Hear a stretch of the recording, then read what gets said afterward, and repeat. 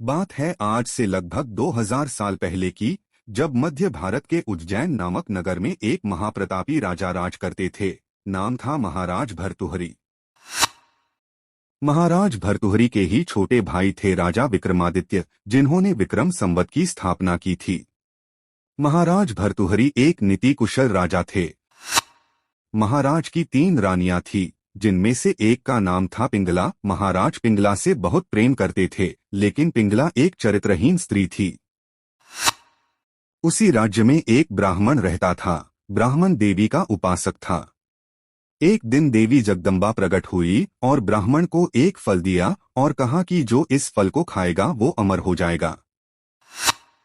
ब्राह्मण ने सोचा क्यों न ये फल महाराज को दे दूं, क्योंकि महाराज अमर हो जाएंगे तो राज्य का भला होगा। ये सोचकर ब्राह्मण ने राजा भर्तृहरि को फल दे दिया और पूरी कहानी सुना दी। राजा ने ब्राह्मण को उपहार देकर विदा किया और राजा ने अपनी रानी पिंगला को फल देते हुए कहा, मेरी प्राण प्यारी, अगर तुम अमर रहोगी तो मुझे खुशी होगी।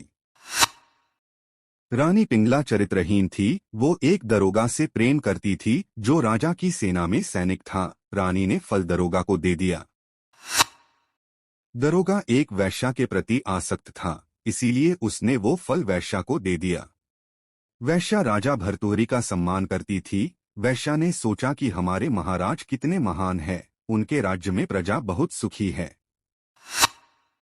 ये सोचते हुए वैश्या ने वो फल महाराज भर्तृहरि को दे दिया और कहा कि महाराज, आप इस फल को खा लीजिए, क्योंकि इसको खाने से आप अमर हो जाएंगे। फल देखकर राजा आश्चर्यचकित थे। वो सोच में पड़ गए कि जो फल मैंने अपनी पत्नी को दिया वो इस वैश्या के पास कैसे पहुंचा। जांच के बाद पूरी कहानी सामने आ गई। महाराज को मालूम पड़ गया कि जिसको मैंने दिल से चाहा वो तो बेवफा निकली। तब महाराज ने अपनी पत्नी यानी रानी पिंगला को मृत्युदंड दे दिया और अपने भाई विक्रमादित्य को राजा घोषित कर दिया, क्योंकि राजा विक्रम पर भी उसकी भाभी यानी रानी पिंगला ने बलात्कार का झूठा आरोप लगाया था। इसीलिए महाराज भर्तृहरि ने अपने भाई से माफी मांगते हुए उसको राजा बना दिया और खुद ने संन्यास ले लिया। संन्यास लेने के बाद भर्तृहरि में 2 ग्रंथों की रचना की। एक श्रृंगार शतकिस में स्त्री के गुण और दोष दोनों का वर्णन है। 2 नीति शतकिस में राजनीति और दुष्ट स्त्रियों से बचने के उपायों का वर्णन है।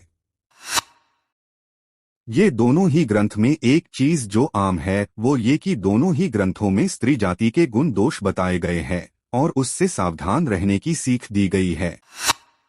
ये दोनों ही ग्रंथ संस्कृत भाषा में हैं और आज भी प्रासंगिक है।